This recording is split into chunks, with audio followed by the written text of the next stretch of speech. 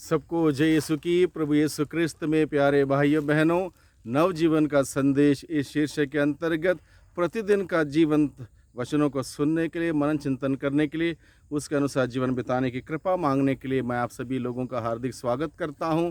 और आज नवंबर की 2 तारीख है। आज के दिन में कलीसिया हम सबों को सिखाती है सभी मृत विश्वासियों की आत्मा शांति के लिए प्रार्थना करने के लिए, मिस्सा बलिदान चढ़ाने के लिए आज के दिन में हमें सिखाती है। और आज के दिन हम लोग 3 मिस्सा बलिदान चढ़ाते हैं मृत विश्वासियों की आत्मा की शांति के लिए।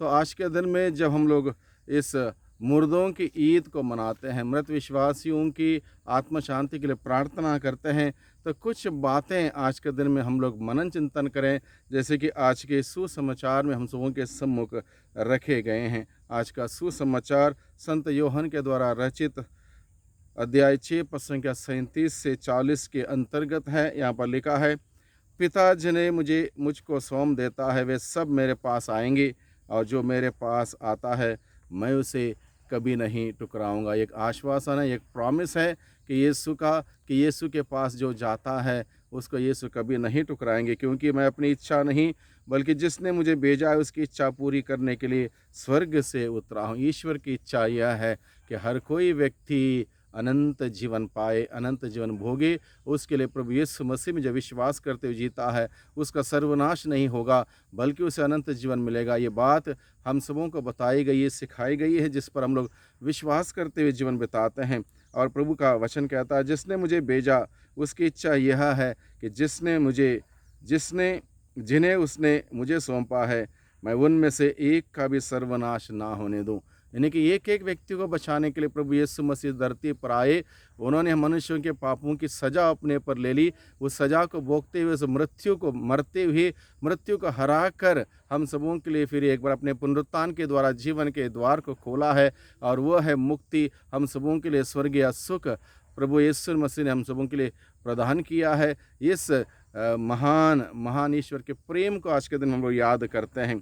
प्रभु का वचन कहता है, मेरे पिता की इच्छा यह है कि जो पुत्र को पहचान कर उसमें विश्वास करता है उसे अनंत जीवन प्राप्त है, और मैं उसे अंतिम दिन पुनर्जीवित कर दूंगा। एक आश्वासन।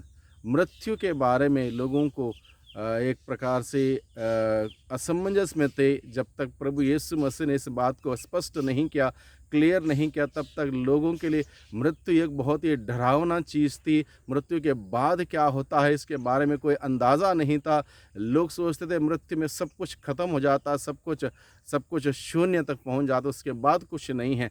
लेकिन प्रभु यीशु मसीह ने अपनी मृत्यु और पुनरुत्थान के द्वारा उस मृत्यु को हराया और हम सबों को सिखाया, जीवन मृत्यु में समाप्त नहीं होता है, जीवन मृत्यु के साथ बदलता है, विनाश नहीं होता है मृत्यु में, बल्कि वहाँ से एक विकास की एक रास्ता खुल जाता है, वो है स्वर्ग का जीवन। इस महान रहस्य को प्रभु ने हम सबों के सामने रखा। इसलिए भाइयों बहनों, आज के दिन में हम सभी मृत विश्वासियों की आत्मा शांति के लिए हम प्रार्थना करते हैं। इस उम्मीद के साथ, इस विश्वास के साथ हम प्रार्थना करते हैं कि हमारे घर परिवार से जितने भी लोग इस दुनिया को छोड़ के चले गए हैं उनका अंत नहीं हुआ है, वे समाप्त नहीं हुए हैं, वे ख़त्म नहीं हुए हैं।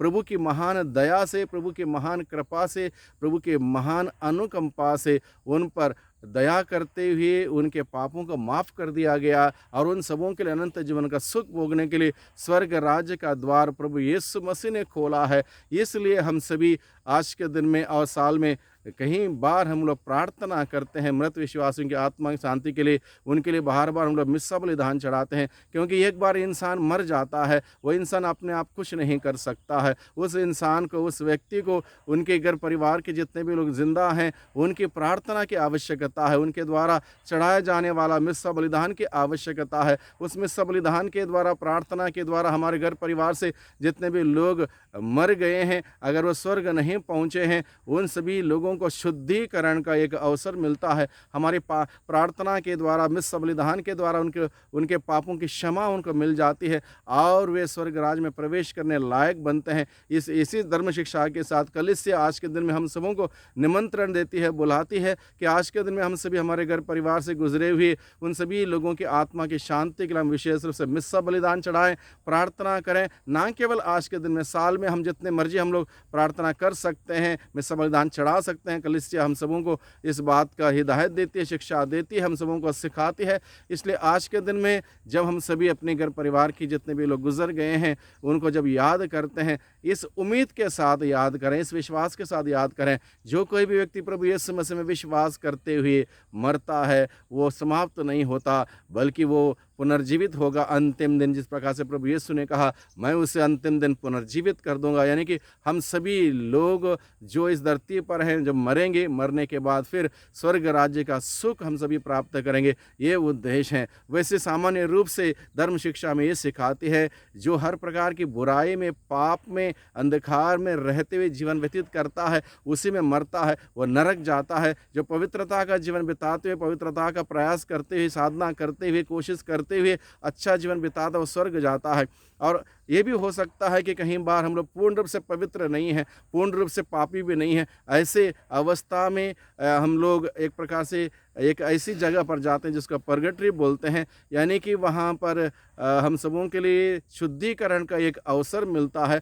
ऐसे में हम सबों की प्रार्थना, हम सबों के द्वारा चढ़ाया हुआ मिस्सा बलिदान उन सभी आत्माओं के लिए मददगार साबित होता है और उनके पाप ईश्वर अपनी महती दया से क्षमा करते हुए उन्हें स्वर्ग राज्य में प्रवेश करने का मौका देता है। यही शिक्षा को ग्रहण करते हुए हम सभी आज के दिन में मुर्दों की ईद को मनाते हैं। मृत विश्वासियों की आत्मा की शांति के लिए हम प्रार्थना करते हैं। इस वक्त हम सभी आज के दिन में हम सबों के पहले इस दुनिया से विदा हो चुके हैं, उनकी आत्मा शांति के लिए हम प्रार्थना करें। प्रभु से हम निवेदन करें कि प्रभु अपने दया दिखाएं, एक एक व्यक्ति पर दया दिखाएं।